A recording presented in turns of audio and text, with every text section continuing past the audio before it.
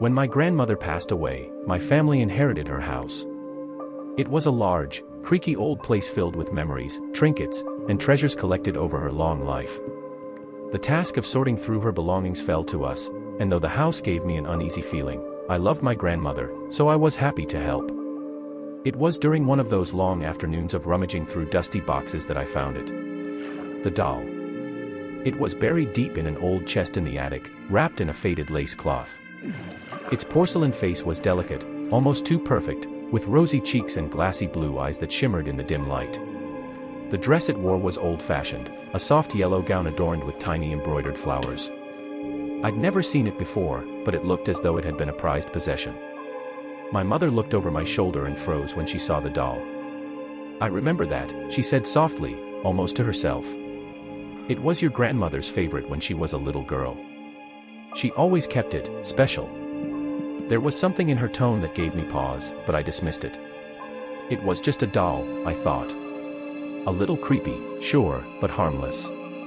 Out of curiosity, I decided to take it with me to my room while we continued clearing out the house. That night, I placed the doll on a shelf near my bed, its delicate features facing the door. I didn't think much of it at the time, it was just a decoration, after all. But that was the first night I felt it. I woke up in the middle of the night for no apparent reason. My room was eerily quiet, the kind of silence that feels too heavy, too unnatural. As I lay there, I couldn't shake the sensation that I was being watched. My skin prickled, and the hairs on the back of my neck stood on end. I turned my head slowly toward the shelf where the doll sat. Its glassy blue eyes gleamed faintly in the darkness, reflecting the light of the moon filtering through the curtains. I could have sworn its head was tilted slightly differently than I had left it, but I convinced myself it was my imagination. I didn't sleep well that night. Over the next few days, strange things began to happen. I would leave the doll in one position, only to find it moved ever so slightly when I returned. Its head would be turned, its hands shifted, or its body angled differently. I tried to rationalize it, maybe I'd bumped the shelf without realizing, or maybe someone in the family was playing a joke. But then things escalated. One night, I woke up to the sound of soft tapping. It was faint, like fingernails against wood. I sat up in bed, my heart pounding, and looked around the room. The tapping stopped. The doll sat motionless on the shelf, but now it was facing directly toward me. I told my mom about it the next morning, expecting her to laugh or dismiss it.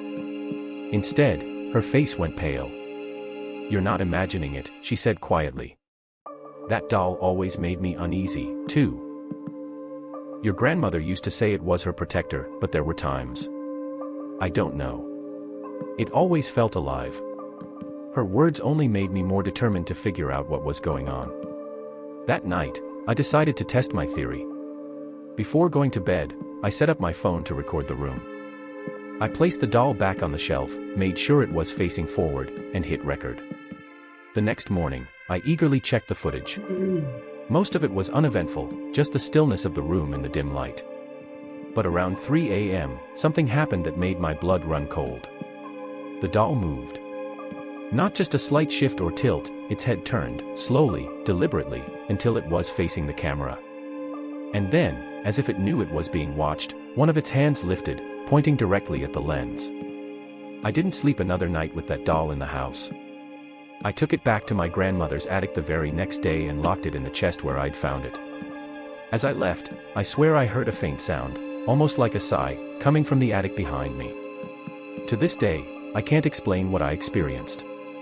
Was it a trick of the mind? An overactive imagination? Or was the doll truly watching me, as it seemed? I haven't gone back to that attic since. And I never will.